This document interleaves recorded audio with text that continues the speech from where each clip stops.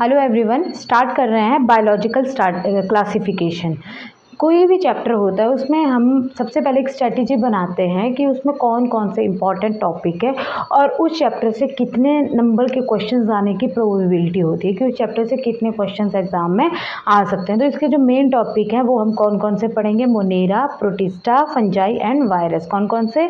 Monera, protista, fungi and virus. और कितने questions आने की प्रोबेबिलिटी है? 2 to 3 क्वेश्चंस, कभी कभी तो 4 क्वेश्चंस भी इस चैप्टर से आ जाते हैं। तो स्टार्ट करते हैं बायोलॉजिकल क्लासिफिकेशन। अब सबसे पहली बात आती है क्लासिफिकेशन वर्ड क्या होता है, क्लासिफिकेशन से क्या समझे। जैसे आप रोड पे चल रहे होते हैं या रोड के किनारे खड़े होते हैं तो आप देखते हो कि रोड पे अलग अलग कलर्स की गाड़ियां जाती है, तो आप उनको गाड़ियों को कलर्स के बेस पे डिफरेंशिएट करते हैं कि इस कलर की गाड़ी है, ये इस कलर की गाड़ी है। तो मेरा बोलने का मतलब ये है कि बाय नेचर ही ह्यूमंस में क्लासिफिकेशन जो है वो आ जाती है। ठीक है, अब मैं बात करूं कि क्या जो ये क्लासिफिकेशन है क्या लिविंग ऑर्गेनिज्म की क्लासिफिकेशन भी हुई है, तो मैं कहूँगी हाँ, लिविंग ऑर्गेनिज्म की क्लासिफिकेशन भी हुई है। अब मैं पूछूंगी क्या ये क्लासिफिकेशन साइंटिफिक वे पे है या नॉन साइंटिफिक वे पे है। स्टार्टिंग में तो ये जो क्लासिफिकेशन है लिविंग ऑर्गेनिज्म की नॉन साइंटिफिक वे में ही थी, बट जैसे जैसे टाइम बढ़ता गया तो फिर किस वे में हुई, ये साइंटिफिक वे में भी लिविंग ऑर्गेनिज्म की क्लासिफिकेशन हुई है। तो जो साइंटिफिक बेसिस पे क्लासिफिकेशन हुई है ओल्डर टाइम में, उसका एग्जाम्पल है एरिस्टोटल का वर्क। किसका? एरिस्टोटल का वर्क। तो एरिस्टोटल ने साइंटिफिक वे पे क्लासिफिकेशन की थी। Aristotle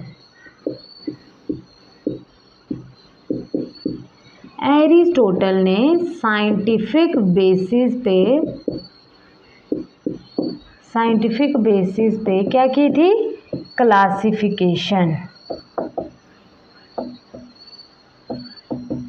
classification. उन्होंने क्या किया, उन्होंने प्लांट्स और एनिमल को क्लासिफाई किया था। अब जब भी क्लासिफिकेशन की बात आती है तो क्लासिफिकेशन के लिए कुछ बेसिस होते हैं, कुछ क्राइटेरियाज होते हैं। तो एरिस्टोटल ने क्लासिफिकेशन के लिए बेसिकली 2 क्राइटेरियाज लिए थे। उन्होंने लिया था मॉर्फोलॉजिकल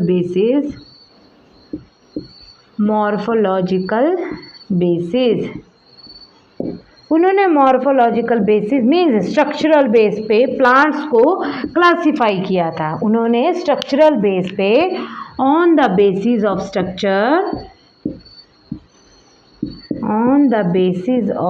स्ट्रक्चर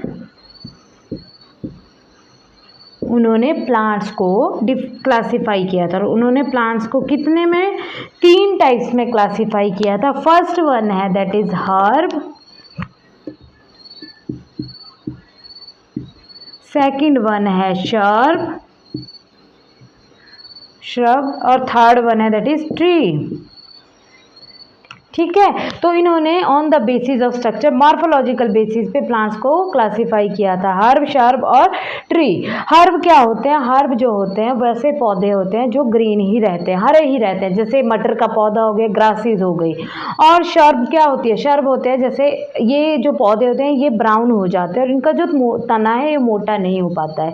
जैसे तुलसी होगी, तुलसी का तना जो मोटा नहीं होता बट कैसी हो जाती है, वो ब्राउन हो जाती है। थर्ड वन ट्री में क्या होता है? Large thick trunk. ट्री में लार्ज थिक ट्रंक होती है, मतलब इनका जो तना होता है ये मोटा होता है और लार्ज होता है। ठीक है, तो ये तो बात रही मॉर्फोलॉजिकल बेसिस पे एरिस्टोटल ने प्लांट्स को क्लासिफाई किया था 3 टाइप्स में। अब इन्होंने एनिमल्स को भी क्लासिफाई किया था on the basis of RBC. किसके बेसिस पे? On the basis of RBC.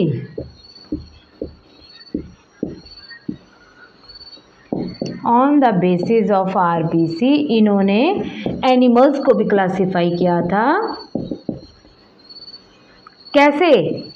एक विद आरबीसी, एक ग्रुप थे विद आरबीसी और एक थे विदाउट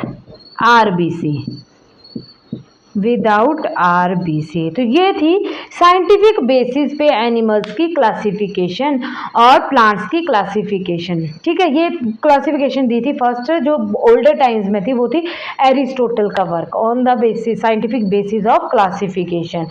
अब क्या हुआ ये तो पुराने ओल्डर टाइम में थी। जैसे जैसे टाइम बढ़ता गया तो क्या हुआ, जो ये एनिमल्स हैं इनकी जो क्लासिफिकेशन है, इसको प्रॉपर तरीके से इनको क्लासिफाई किया गया। किनको? एनिमल्स को। और इनको इनको किस में डाल दिया गया, इनमें किंगडम बनाए गए। एनिमल्स की क्लासिफिकेशन को प्रॉपरली बनाने के लिए क्या किया गया, किंगडम बनाए गए। जितने भी ऑर्गेनिज्म हैं, जितने भी लिविंग ऑर्गेनिज्म है, उनको किस में डाल दिया गया, किंगडम में डाल दिया गया। और प्लांट और जो उनके जो कितने किंगडम बनाए गए स्टार्टिंग में क्लासिफिकेशन के लिए, 2 किंगडम बनाए गए। तो फर्स्टली जो classification I that is called 2 kingdom classification. Very important. कौन सी क्लासिफिकेशन है? आई होप यहाँ तक आपको समझ आ गया होगा। एरिस्टोटल वाला वर्क जो सबसे पहले साइंटिफिक बेसिस क्लासिफिकेशन हुई थी, उसके बाद आती है बात 2 किंगडम क्लासिफिकेशन। 2 kingdom classification.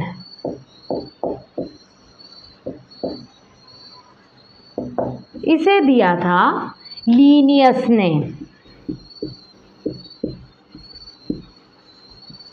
इन 18th सेंचुरी। लीनियस ने 2 किंगडम क्लासिफिकेशन दी थी 18th सेंचुरी में। उसी टाइम 19th सेंचुरी में डार्विन और मेंडल का वर्क भी आया था। इसलिए लीनियस का वर्क जो था वो बहुत इंपॉर्टेंट वर्क था 2 किंगडम क्लासिफिकेशन के लिए। अब मैंने आपको स्टार्टिंग में ही बताया कि जो भी क्लासिफिकेशन होती है उसका कुछ बेसिस होता है। जैसे एरिस्टोटल ने क्या बेसिस लिया था, मॉर्फोलॉजिकल बेसिस लिया था फॉर प्लांट्स के लिए, और आरबीसी का बेसिस लिया था एनिमल्स के लिए। अब आती है बात लीनियस ने 2 किंगडम क्लासिफिकेशन के लिए क्या बेसिस लिया, उन्होंने लिया सेल वॉल,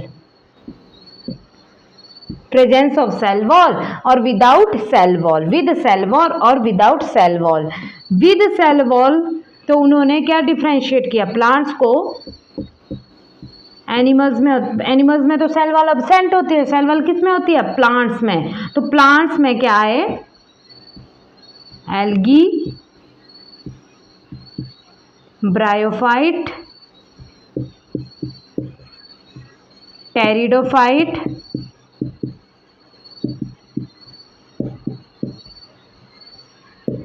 एंजियोस्पर्म,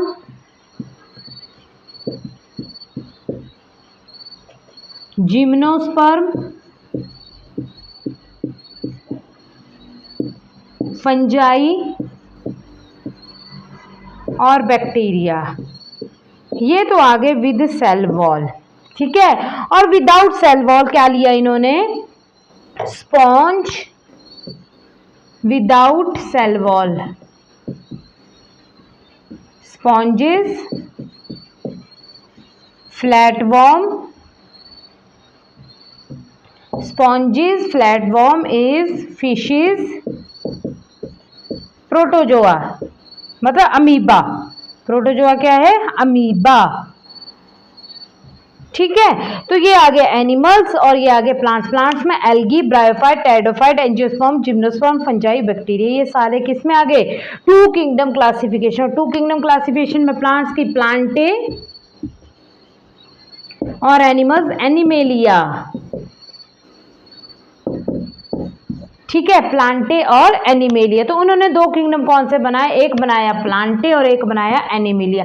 प्लांटे में ये सारे प्लांट्स आ गए और एनिमेलिया में स्पॉन्जेस, फ्लैटवर्म, फिशेस और प्रोटोजोआ। तो ये थी लीनियस की 2 किंगडम क्लासिफिकेशन। उन्होंने कौन सा क्राइटेरिया लिया था, on the basis of cell wall, ठीक है। अब बात आती है, आप जितने भी क्लासिफिकेशन देखोगे, अगर आप कम क्राइटेरियाज लोगे, कम कैरेक्टर कंसीडर करोगे तो कोई ना कोई नुकसान होगा। इसमें आप देखो क्या है, इसमें क्या हुआ कि ग्रुप में अनवांटेड मेंबर ऐड हो गए। मान लीजिए जैसे प्लांट्स है, प्लांट्स में कौन सा अनवांटेड, फंजाई और बैक्टीरिया जो प्लांट्स में ऐड हो गए, जो कि अनयूजुअल है। आपको आगे आगे पता चलेगा, क्योंकि ये तो प्लांट्स है ही नहीं, तो इनको किस में ऐड कर दिया गया, प्लांटी में ऐड कर दिए गए। ये नुकसान इसलिए हुआ, ये ड्रॉबैक इसलिए आया क्योंकि यहाँ पे हमने सिंगल ही करेक्टर कंसीडर किया था, दैट इज सेल वॉल। उसी वजह से ये जो अनयूजुअल चीजें हैं वो ऐड हो गई, ठीक है। तो ये तो थी 2 किंगडम क्लासिफिकेशन। अब इसके ड्रॉबैक पढ़ लेते हैं कि 2 किंगडम क्लासिफिकेशन के क्या ड्रॉबैक हैं। वैसे बात की जाए तो ये टू किंगडम क्लासिफिकेशन जो लीनियस ने दिया था ये बहुत इंपॉर्टेंट है, इससे बहुत क्वेश्चन आते हैं। इससे क्वेश्चन आते हैं जी, जैसे फंजाई है, फंजाई को टू किंगडम क्लासिफिकेशन में कहाँ जगह मिली है।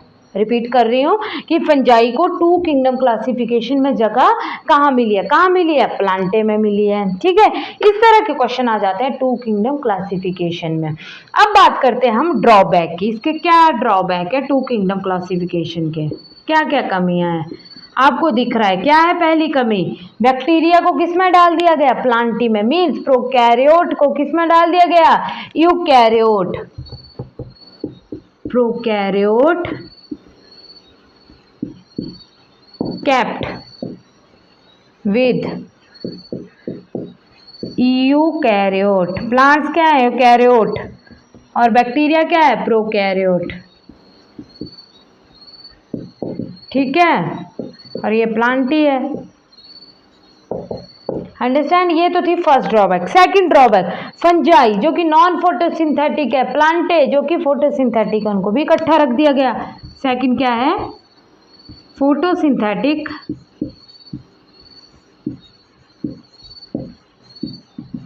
kept together with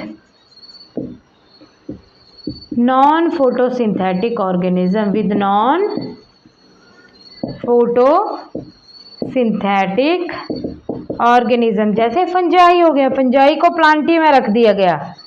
ठीक है, ये सेकंड ड्रॉबैक। थर्ड ड्रॉबैक क्या है, थर्ड ड्रॉबैक ये है कि यूनिसेलुलर को मल्टीसेलुलर के साथ रख दिया गया। यूनिसेलुलर प्रोटोजोआ यूनिसेलुलर है, उसको मल्टीसेलुलर एनिमिलिया में रख दिया गया। तो क्या है, unicellular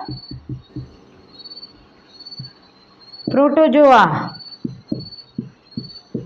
kept with multicellular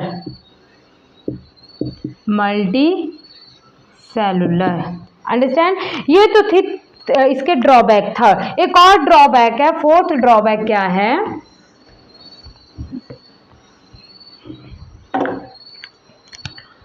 fourth drawback क्या है, ऑटोट्रॉफिक न्यूट्रिशन को किसके साथ रख दी गई, हीटेरोट्रॉफिक। किसमें हीटेरोट्रॉफिक है, फंजाई में हीटेरोट्रॉफिक है, और ऑटोट्रॉफिक किसमें है, प्लांटे में। तो autotrophic kept together with heterotrophic, heterotrophic किसमें है, फंजाई में। अंडरस्टैंड, तो ये थे ड्रॉबैक। इसके चार ड्रॉबैक है। फर्स्ट क्या, प्रोकैरियोट को यूकैरियोट के साथ रख दिया, फोटोसिंथेटिक को नॉन फोटोसिंथेटिक के साथ रख दिया, यूनिसेलुलर को मल्टीसेलुलर के साथ रख दिया, ऑटोट्रॉफिक को हेटेरोट्रॉफिक के साथ रख दिया। तो बहुत सारे कंफ्यूजन थी इसमें टू किंगडम क्लासिफिकेशन में। तो ये तो था टू किंगडम क्लासिफिकेशन। अब जैसे अब धीरे धीरे क्या हुआ, एक अंडरस्टैंडिंग बढ़ती गई। किसके लिए अंडरस्टैंडिंग बढ़ती रही, क्लासिफिकेशन के लिए अंडरस्टैंडिंग बढ़ती रही। तो जो ग्रुप है उनमें क्या हुई, फिर रीशफलिंग हुई। ग्रुप का नाम तो सेम रहा, प्लांटी और एनिमिलिया, बट उसके जो मेंबर्स हैं, उसके नीचे जो मेंबर है, उनमें क्या हो गई, शफलिंग हो गई। इट मीन जो फंजाई है उसका कोई ना कोई, मतलब फंजाई जो है उसका मूवमेंट हुई होगी। तो उसके बाद टू किंगडम क्लासिफिकेशन के बाद जो जैसे जैसे क्लासिफिकेशन में रीशफलिंग हुई, उनके मेंबर्स में रीशफलिंग हुई, तो उसके बाद आया थ्री किंगडम क्लासिफिकेशन। कौन सा आया फिर, three kingdom classification. Two kingdom classification दिया था लीनियस ने, अब है three kingdom classification. Three kingdom classification. तो आज के लिए इतना ही। अभी तक मैंने टू किंगडम क्लासिफिकेशन के बारे में पढ़ा है, जिसे लीनियस ने दिया था। सबसे पहले जो एरिस्टोटल का वर्क था, उन्होंने साइंटिफिक बेसिस पे प्लांट्स और एनिमल्स को डिफरेंशिएट किया था। थ्री किंगडम क्लासिफिकेशन को मैं नेक्स्ट वीडियो में पढ़ाऊंगी। आज के लिए इतना ही। Thank you.